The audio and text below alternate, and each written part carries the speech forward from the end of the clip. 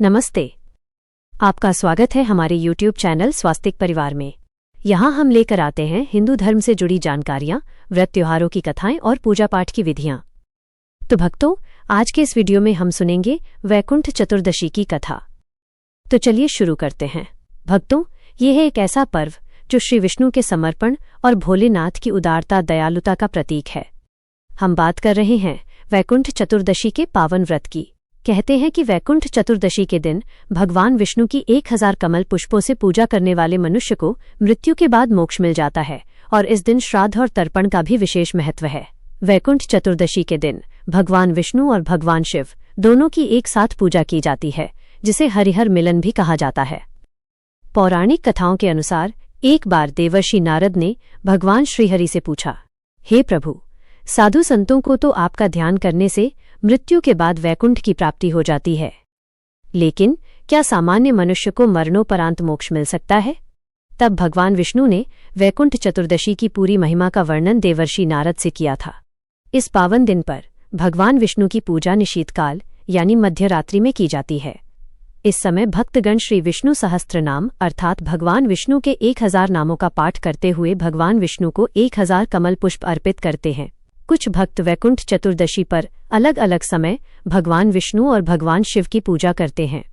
इस पावन दिन पर भगवान विष्णु के भक्त निशीत काल में और भगवान शिव के भक्त अरुणोदय काल को मान्यता देते हैं, जो कि प्रातः काल का समय होता है।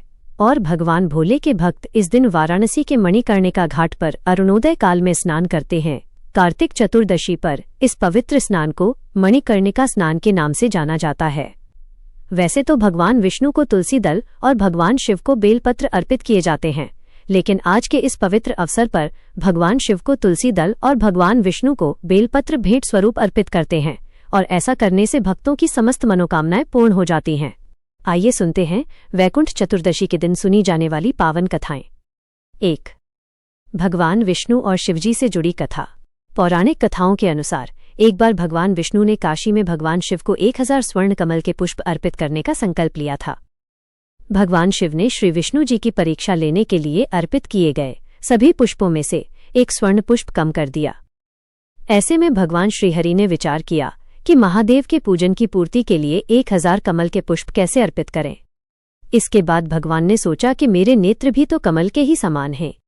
मुझे कमल नयन और पुंडरीकाक्ष कहा जाता है। यह विचार कर भगवान विष्णु ने अपने कमल समान एक नेत्र को भगवान शिव को अर्पण करना चाहा। भगवान विष्णु की इस अगाध भक्ति से प्रसन्न होकर देवाधिदेव महादेव तुरंत प्रकट होकर बोले, हे श्री विष्णु, आपके समान संसार में दूसरा कोई मेरा भक्त नहीं है और आज की यह कार्तिक शुक्ल चतुर्दशी अब से वैकुंठ चतुर्दशी कहलाएगी और इस दिन व्रत पूर्वक जो पहले आपका पूजन करेगा उसे वैकुंठ लोक की प्राप्ति होगी। वैसे तो चतुर्दशी तिथि भोलेनाथ को समर्पित है, लेकिन भगवान विष्णु की भक्ति से प्रसन्न होकर भगवान ने कार्तिक शुक्ला चतुर्दशी को भगवान विष्णु को अर्पित कर दिया और भगवान शिव ने इसी वैकुंठ चतुर्दशी के दिन भगवान श्री विष्णु को करोड़ों सूर्यों की कांति के समान वाला ओजस्वी सुदर्शन चक्र प्रदान किया और श्री विष्णु से कहा कि इस दिन सभी के लिए वैकुंठ के द्वार खुले रहेंगे। मृत्यु लोक में रहने वाला कोई भी व्यक्ति यदि इस व्रत को करेगा तो वह पृथ्वी लोक के सभी सुखों को भोग कर वैकुंठ धाम को प्राप्त करेगा। 2. उर्नी कपूरनी की कथा। वैकुंठ चतुर्दशी की एक प्राचीन लोक कथा के अनुसार एक बार एक बूढ़ी माई थी। उनके पास एक बछड़ी थी जिसका नाम उन्होंने उर्नी कपूरनी रखा था। कार्तिक के महीने में बूढ़ी माई पुष्कर नहाने निकली तो पड़ोसन से कहने लगी कि मैं तो जा रही हूँ स्नान करने, पीछे तुम मेरी उर्नी कपूरनी का ध्यान रखना, उन्हें समय पर चारा डालना और पानी का कुंडा भरकर उसके पास रख देना। पड़ोसन रोज चारा डालती और पानी का कुंडा भरकर रख देती। एक दिन पड़ोसन को ध्यान नहीं रहा और वो उर्नी कपूरनी को चारा डालना भूल गई। उधर उर्नी कपूरनी को जब भूख लगी तो वो चारा ढूंढते ढूंढते पानी के कुंड में गिर पड़ी। गिरते ही उसका स्नान हो गया, भूखों मरती के वास हो गया और पानी के कुंडे में डूबने के कारण वो मर भी गई। उस दिन वैकुंठ चौदस थी तो वो बैकुंठ में गई। इधर बूढ़ी माई पुष्कर स्नान करके वापस आई तो पड़ोसन से पूछा, बहन, मेरी उर्नी कपूरनी कहाँ है?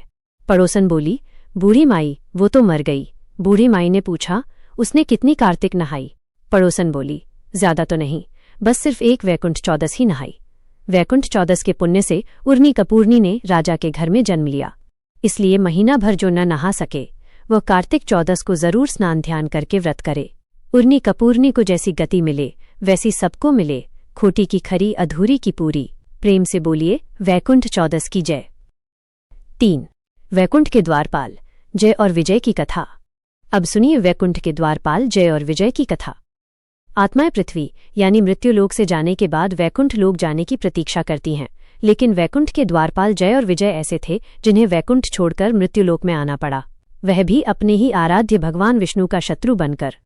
आखिर ऐसा क्यों हुआ और मृत्युलोक पर आकर उन्होंने क्या किया? चलिए जानते हैं इस कथा में। श्रीमद् भागवत पुराण के अनुसार जय और विजय भगवान विष्णु के प्रिय सेवक थे और बैकुंठ धाम के प्रवेश द्वार की रक्षा करते थे। एक बार सनक, सनंदन, सनातन और सनत कुमार, चारों सनत कुमार ऋषि वैकुंठ धाम में भगवान विष्णु के दर्शन करने के लिए आए, लेकिन जय और विजय ने उन्हें द्वार पर ही रोक दिया और कहने लगे कि अभी भगवान विष्णु विश्राम कर रहे हैं। यह सुनकर चारों सनत कुमार ऋषियों को बहुत क्रोध आया और उन्होंने जय और विजय को श्राप दे डाला और कहा कि तुम अहंकार में भरे हुए हो, इसलिए तुम्हें मृत्युलोक में जन्म लेना होगा और वहां तुम विष्णु भक्त के रूप में नहीं बल्कि उनके शत्रु के रूप में जन्म लोगे। जब जय विजय ने इस श्राप से बचने के लिए भगवान विष्णु से प्रार्थना की, तब भगवान ने उन्हें 2 विकल्प दिए कि या तो वे 7 जन्म तक भगवान विष्णु के भक्त बने रह सकते हैं या फिर वे 3 जन्मों तक भगवान के शत्रु बनकर जन्म लेंगे, लेकिन जल्दी ही भगवान के हाथों उन्हें मुक्ति मिलेगी और वे पुनः बैकुंठ लौटकर आ जाएंगे। जय और विजय ने 3 जन्मों का विकल्प चुना क्योंकि वे जल्दी ही भगवान विष्णु के पास लौटना चाहते थे। जय और विजय के 3 राक्षसी जन्म इस प्रकार थे। पहले जन्म सतयुग, जय हिरण्याक्ष बने जिन्हें भगवान विष्णु ने वराह अवतार में मारा, और विजय हिरण्यकश्यपु बने जिन्हें भगवान विष्णु ने नृसिंह अवतार में मारा। दूसरे जन्म त्रेता युग, जय रावण बने जिन्हें भगवान विष्णु ने श्रीराम अवतार में मारा, जबकि विजय कुंभकर्ण बने जो श्रीराम के ही हाथों मारे गए। तीसरे जन्म द्वापर युग, जय शिशुपाल बने जिन्हें भगवान विष्णु ने श्रीकृष्ण अवतार धारण करके मारा, वहीं विजय दंतवक्र बने जो श्रीकृष्ण के ही हाथों मारे गए। इस प्रकार तीनों जन्म पूरे करने के बाद जय और विजय वापस बैकुंठ लोक लौटकर आए और भगवान विष्णु के प्रिय पार्षद बन गए। 4. गज और ग्रह से जुड़ी कथा। कार्तिक मास महात्म्य में वर्णित कथा के अनुसार एक बार धर्मदत्त ने पूछा कि मैंने सुना है जय और विजय भी भगवान विष्णु के द्वारपाल हैं। उन्होंने पूर्व जन्म में ऐसा कौन सा पुण्य किया था जिससे वे भगवान के समान रूप धारण करके बैकुंठ लोक के द्वारपाल हुए? तब भगवान विष्णु के पार्षदों ने कहा, हे ब्राह्मण, पूर्व समय में तणविंदु की कन्या देवभूति के गर्भ से महर्षि कर्दम की दृष्टि मात्र से 2 पुत्र उत्पन्न हुए। उनमें से बड़े का नाम जय और छोटे का नाम विजय हुआ। उनके बाद उसी देवभूति के गर्भ से योग धर्म के जानने वाले भगवान कपिल उत्पन्न हुए। जय और विजय सदैव भगवान की भक्ति में लीन रहते थे।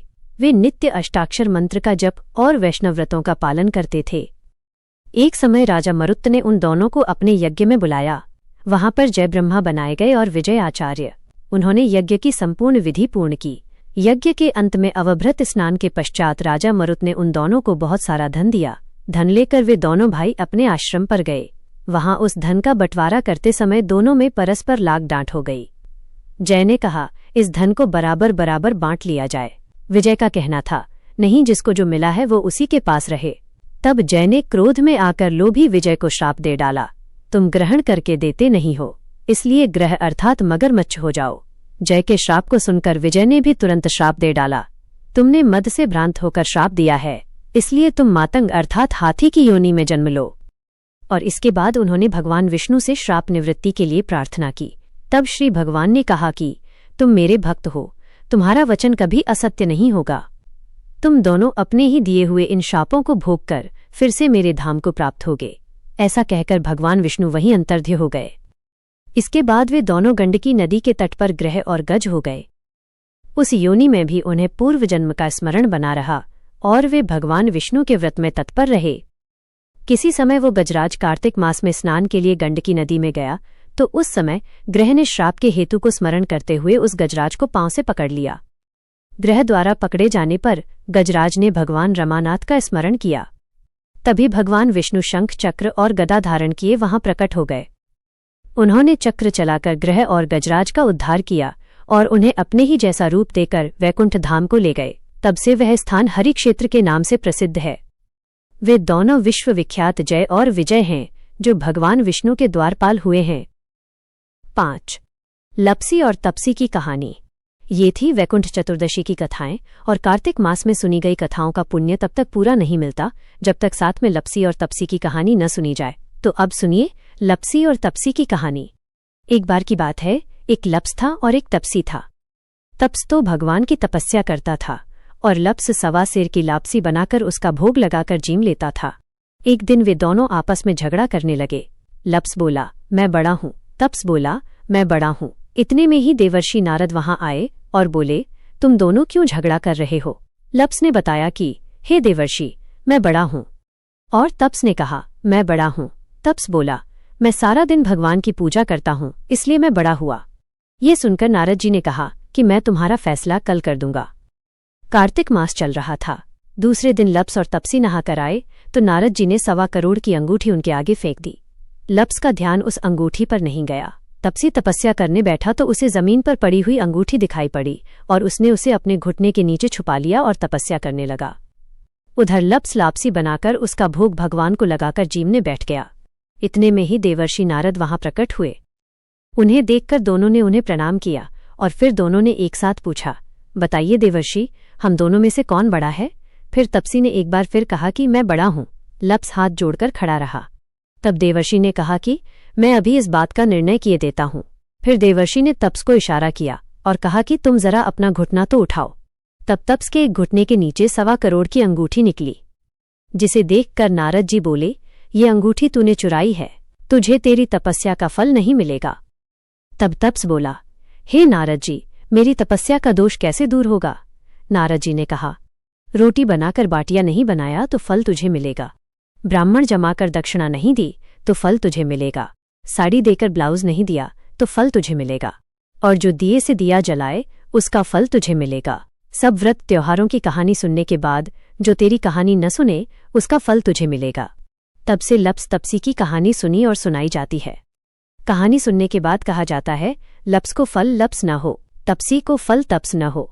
महा की कहानी कथा को फल महाने हो। ये थी लप्स और तपसी की कहानी। हमें उम्मीद है कि आपको हमारा ये वीडियो पसंद आया होगा और इससे आपको हिंदू धर्म, व्रत, त्योहारों और पूजा पाठ से जुड़ी नई व उपयोगी जानकारी मिली होगी। अगर आपको हमारा वीडियो अच्छा लगा हो तो लाइक, शेयर और सब्सक्राइब जरूर करें और घंटी का बटन दबाएं ताकि हमारे आने वाले हर नए धार्मिक वीडियो की सूचना आपको सबसे पहले मिले। फिर मिलेंगे अगले वीडियो में एक नई आध्यात्मिक कहानी और भक्ति भरे संदेश के साथ। जय श्री राम, जय माता दी, हर हर महादेव।